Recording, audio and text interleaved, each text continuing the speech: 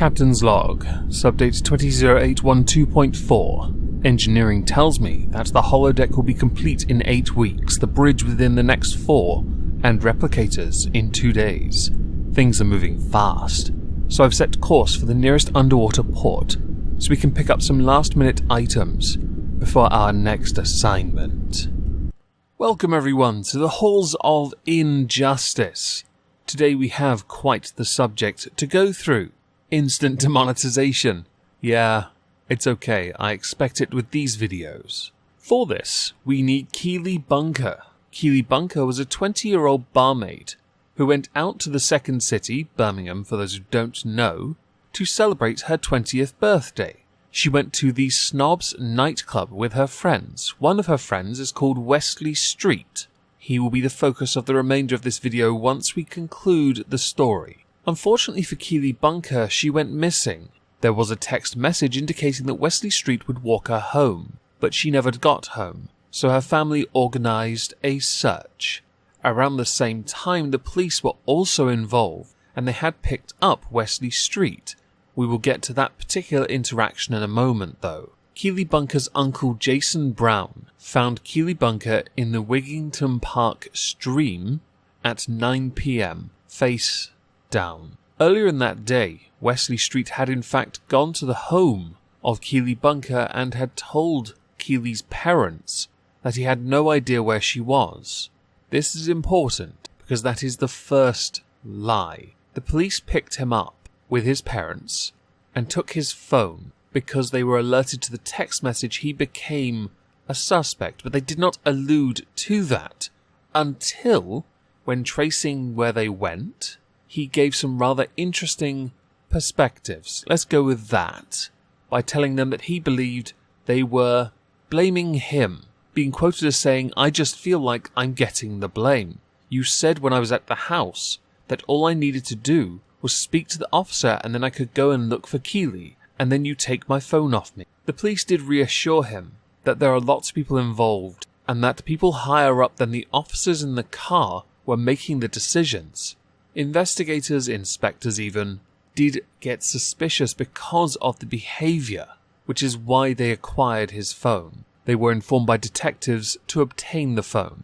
Initially he had given them the wrong code, but eventually they managed to get the correct one, and upon getting it they turned the phone off to conserve the battery. This is important because not long later Wesley Streete was arrested. Wesley Streete, upon being arrested, was interviewed, and I've written down here 3 of his top excuses for what happened. Number 1, she hit her head after a piggyback gone wrong. 2, she died during consensual sex.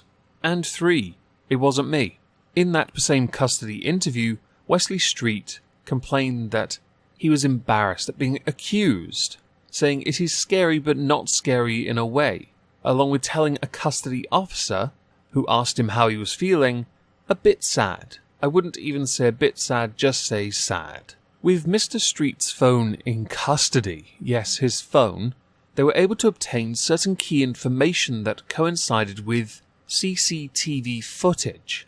This not only placed them at Snobs together, which photos of them laughing together did in fact corroborate, but also the fact that Wesley Streete went to the Wigington Park stream 4 times to reconceal Keely Bunker's body. The earlier excuses aren't going to fly now, are they? Senior investigating officers couldn't believe the level of arrogance and audacity of Wesley Streete, with Detective Inspector Cheryl Hannon saying that she knew from the outset that he was involved and had something to do because of his character play of a martyr, and that he felt the police were blaming him despite knowing the efforts he had gone to in order to conceal Keely Bunker's body. Keely Bunker and Wesley Streete, by the way, were childhood friends.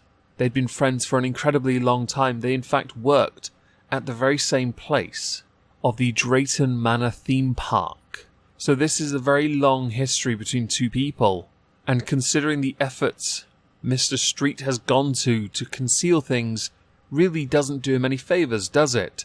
Prosecutor Jacob Holm QC said, He began to scream no, in reference to Jason Brown, the uncle, finding Keely Bunker face down, because he knew that he was looking at was the body of his niece. He had found Keely. It was lying face down in a pool fringed by small trees and bushes near the edge of an area of parkland in Tamworth. It had been hidden under a lattice work of branches taken from the surrounding vegetation. Her clothing was in disarray.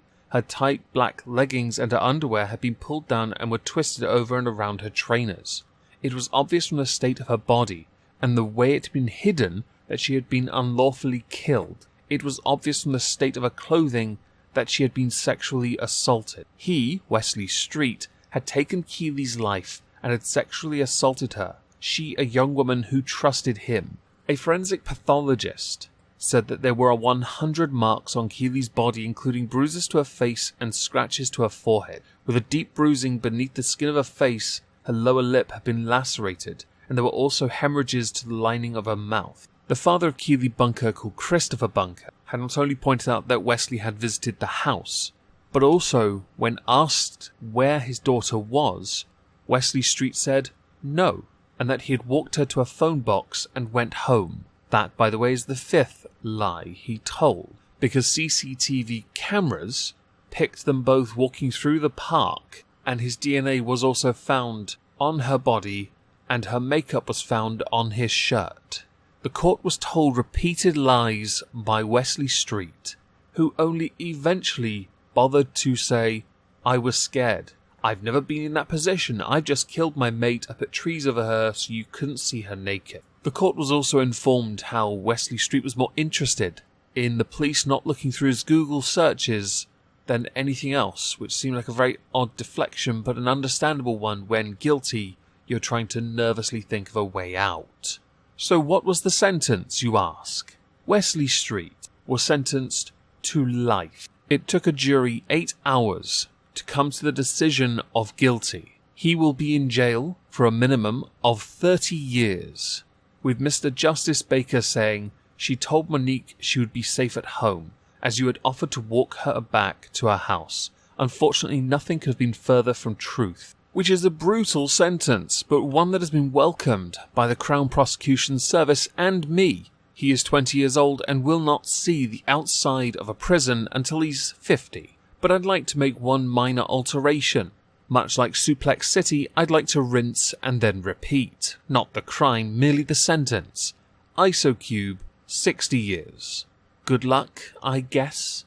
Enjoy the next 30 years isolated. With what we've discussed today, I'd very much like to know what you think. Please do let me know in the comments down below. As a final thing, new video on Moistonian live streaming on Twitch tonight, and tomorrow is an exhibition of stupid people. If I don't see you on Twitch tonight, have a fantastic Wednesday, and thank you all for listening.